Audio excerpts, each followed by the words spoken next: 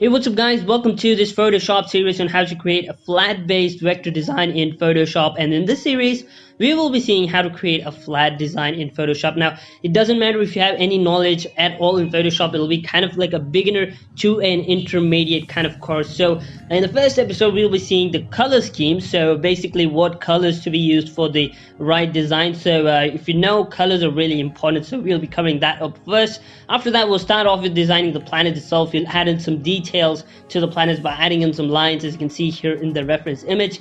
Now after that we will be adding in some orbital lines along with some stars, the other elements that really improve the image. Once we're done with that, we will be adding in more planets to fill up the entire canvas here to improve the image again. We will be doing this all in tutorial wise. So after that we will be adding in a really great background. This is all done in Photoshop itself, so there's no images, nothing.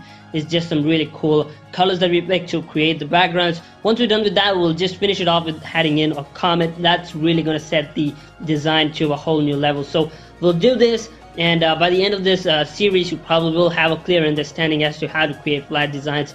It's really simple. You after all don't need any knowledge at all. I'll be going in really slow and making sure that you understand everything. So yeah, I'll be seeing you there in the next video.